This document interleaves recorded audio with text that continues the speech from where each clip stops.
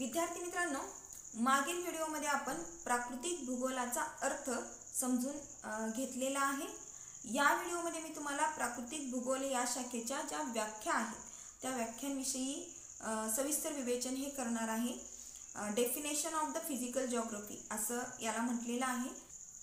तर आशा करते की तुम्हाला प्राकृतिक भूगोलाचा अर्थ समजला असेल।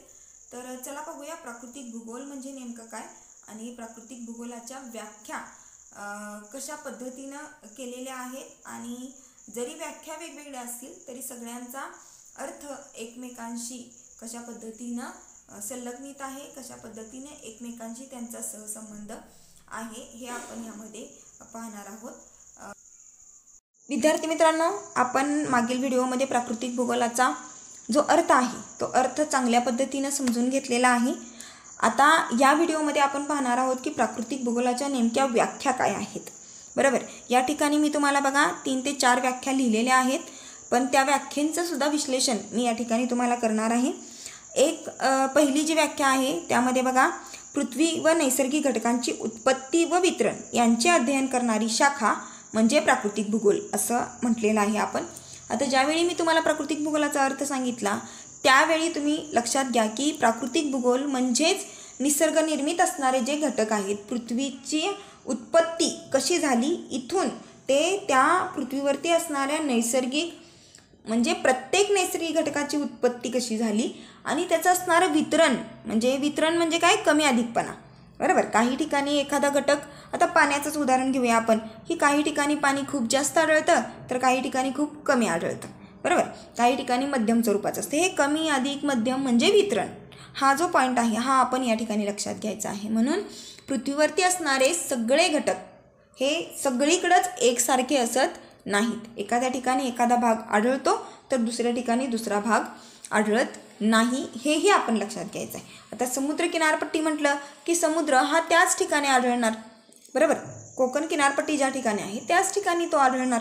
बरोबर, किंवा जर वाळवंट म्हटलं तर वाळवंट ही विशिष्ट ठिकाणीच आढळतात, पर्वतरांगा विशिष्ट ठिकाणी आढळतात, बेटे विशिष्ट ठिकाणी आढळतात।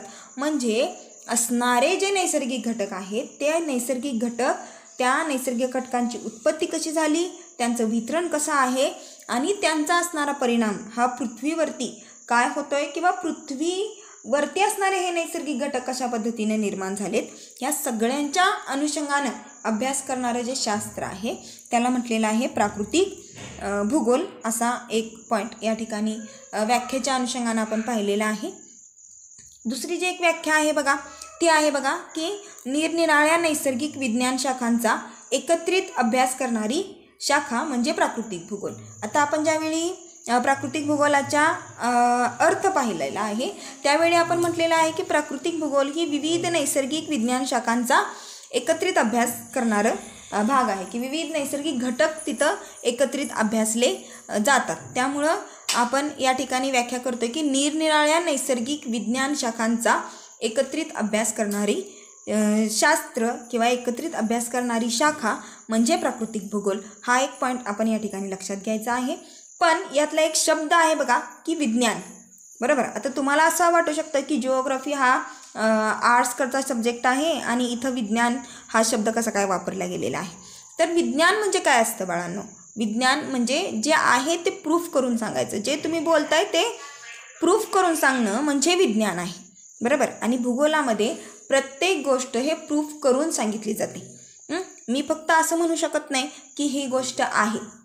बरोबर, पण मी एक जिओग्राफर म्हणून असं म्हणू शकते की ही गोष्ट इथं आहे, ही सगळीकडेच असेल असं नाही। काही ठिकाणी ती असते, काही ठिकाणी नसते। बरोबर, परंतु ती तिथं का आहे, तिच्या पाठीमागं असणारी कारणं काय आहेत, तिथंच ती का निर्माण झाली, हे सगळं आपण शोधून काढू शकतो। जिओग्राफर म्हणून आपण ते शोधून काढू शकतो। आणि याशिवाय जर आपण बघितलं तर फक्त भूगोल हाच विषय काय झालेला आहे की इकडं आर्ट्स शाखेमध्ये आलेला आहे, परंतु बाकीचे जे सगळे सब्जेक्ट आहेत हे सगळे सायन्समध्ये गेलेले आहेत। म्हणजे बघा, जिओलॉजी भूगर्भशास्त्र, वातावरणशास्त्र, हवामानशास्त्र, बरोबर, खगोलशास्त्र, वैज्ञानिक जे अभ्यास करतात, बरोबर, तो सगळा भाग असेल, समुद्रशास्त्र असेल, पेडॉगॉजी म्हणजे मृदाशास्त्र असेल, हा सगळा पॉईंट हा कुठे गेलेला आहे, विज्ञानामध्ये गेलेला आहे. का तर तिथं प्रूफ केलं जातं आणि त्यामुळं जिओग्राफी हा जो आहे त्यातला नैसर्गिक जर घटक प्रूफ करायचे असतील तर नैसर्गिक विज्ञान शाखांचा एकत्रित अभ्यास अशा पद्धतीने ही व्याख्या या ठिकाणी केलेली आहे. त्यानंतरची तिसरी व्याख्या आहे बघा की प्राकृतिक भूगोलाची. ती म्हणजे काय तर खंड व महासागर आणि त्यावरील नैसर्गिक वैशिष्ट्यांचा अभ्यास करणारी जी शाखा आहे त्याला काय म्हटलेलं आहे प्राकृतिक भूगोल असं म्हटलेलं आहे. आता मुळातच पृथ्वीच्या उत्पत्तीविषयी जे काही सांगितलेलं आहे त्यातला चेंबरलेनचा जो सिद्धांत आहे, चेंबरलेननं जे पृथ्वीच्या उत्पत्तीविषयी सांगितलेलं आहे ते जगमान्य मानलं गेलेलं आहे आणि त्या अनुषंगाने त्याने सांगितलेलं आहे की खंड आणि महासागर हे कसे निर्माण झाले असेल. किंवा अल्फ्रेड वेगनर याचा जो भूखंड वहन सिद्धांत आहे किंवा मॉर्गनचा जो भूमंच विवर्तन सिद्धांत आहे हे काय आहेत की खंड महासागरांच्या निर्मितीचे आधार आहेत की त्या आधारे ते सांगितलं गेलेलं आहे की ती कशा पद्धतीनं त्यांची निर्मिती ही झाली असावी आणि त्यामुळं खंड व महासागर आणि नुसतेच खंड आणि महासागर निर्माण होतात का नाही, त्याच्यावरती नैसर्गिक भूवैशिष्ट्यसुद्धा निर्माण होतात.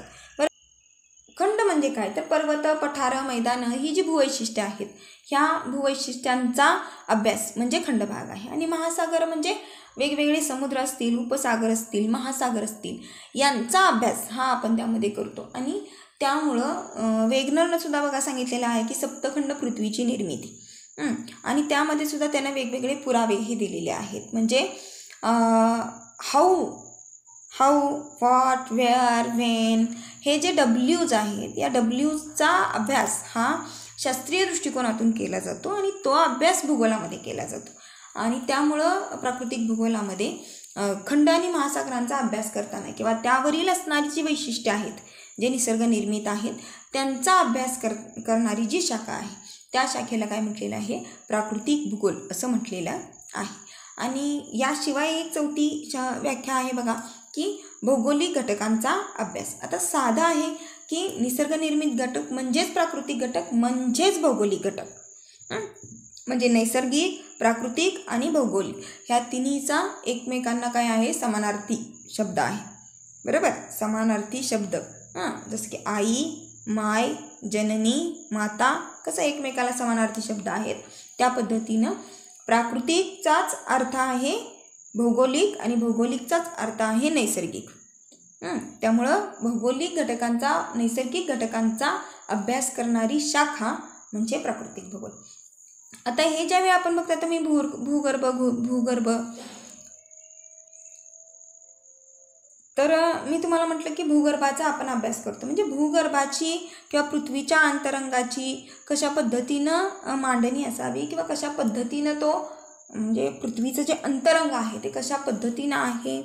मग भूकंप, ज्वालामुखी ह्या ज्या भूगर्भीय हालचाली आहेत ह्या हालचाली कशा पद्धतीने होतात, त्याचे परिणाम काय होतात, सगळं आपल्याला या ठिकाणी अभ्यासायचं आहे. आणि त्यामुळं आपण या ठिकाणी भौगोलिक सगळ्या घटकांचा अभ्यास हा करत आहोत. आपल्याला फक्त सूर्यप्रकाशाचा अभ्यास करायचा नाही आहे तर आपल्याला सूर्यप्रकाश, तापमान, वारे, आर्द्रता, दवबिंदू, धुके, पाऊस, पर्जन्य, वृष्टी, बरोबर, हवामान, वातावरण म्हणजे एका सूर्यप्रकाशाशी निगडीत ह्या सगळ्या अनेक घटकांचा आपल्याला अभ्यास करायचा आहे. हे लक्षात घ्या. मुळात मी फक्त जिओमॉर्फॉलॉजी म्हटलं म्हणून चालत नाही. भूरूप म्हटलं की मग मला पर्वत, पठार, टेकड्या, मैदानं, पर्वत रांगा, डोंगर रांगा, परत अंतर्वक्र, बहिर्वक्र, उतार नुसतं म्हणूया, अंतर्वक्र बहिर्वक्र जाऊ दे कारण उतारांचे पण अनेक प्रकार आहेत. टाईप्स ऑफ स्लोप्स असा एक पॉईंट आहे आणि त्यामध्ये अंतर्वक्र उतार, बहिर्वक्र उतार, समउतार, विषम उतार, पायऱ्याचा उतार असे वेगवेगळे उतार दिले गेलेले आहेत. म्हणजे ही सुद्धा भूवैशिष्ट्ये आहेत. उतार हा सुद्धा एक भूवैशिष्ट्यांचा भाग आहे. म्हणजे या पद्धतीनं एक घटक जर घेतला तर त्या एका घटकाचा अनेक घटकांशी कशा पद्धतीनं संबंध आहे आणि तो संबंध जाणून घेऊन त्या संबंधाच्या अनुषंगानं ज्यावेळी आपण अभ्यास करतो त्यावेळी आपण त्याला इन डिटेलमध्ये म्हणतोय की शास्त्र. बरोबर. आणि या सगळ्यांचा भौगोलिक घटकांचा अभ्यास करणारी जी शाखा आहे त्या शाखेला भूगोलाच्या काय म्हटलेलं आहे प्राकृतिक भूगोल असं म्हटलेलं आहे. तर तुमच्या लक्षात आलं असेल की मानवी जीवनावरती प्राकृतिक घटकांचा परिणाम होतो आणि प्राकृतिक घटकांमध्ये बदल घडवून आणणारा एकमेव आहे तो म्हणजे माणूस. लक्षात घ्या की माणसाचा निसर्गाशी आणि निसर्गाचा माणसाशी असणारा सहसंबंध आपल्याला अभ्यासायचा आहे आणि त्यामधील निसर्ग आणि माणूस या दोन्हीमधील एक पॉईंट आहे तो म्हणजे प्राकृतिक भूगोल म्हणजे निसर्ग. कारण माणूस हा मानवी भूगोलामध्ये येतो आणि फक्त निसर्ग हा प्राकृतिक भूगोलामध्ये येतो आणि निसर्ग आणि मानव हे दोन्ही कुठे येतात तर फक्त भूगोलामध्ये येतात. एवढं तुम्ही जी क्लिष्टता आहे ती क्लिष्टता तुम्ही जर काढून टाकली तर तुम्हाला भूगोल हा सगळ्यात सोपा विषय वाटू शकतो थोडं. पण मला असं वाटतं की माझे व्हिडिओ बघून तुम्हाला भूगोल हा विषय आवडेल आणि तुम्हाला अजून त्यामध्ये रुची ही निर्माण होईल. तरी मला तुम्ही कमेंटमध्ये सांगा की तुम्हाला माझं लेक्चर कसं वाटते आणि त्या लेक्चरमध्ये असणारा जो काही मी पॉईंट तुम्हाला एक्सप्लेन करत असते त्याच्याशी निगडीत जर तुम्हाला काही शंका जर निर्माण होत असतील तरीसुद्धा तुम्ही मला कमेंट बॉक्समध्ये त्या शंका सांगू शकता. मी माझ्या परीनं त्या शंकांचं निरसन करण्याचा प्रयत्न करेन.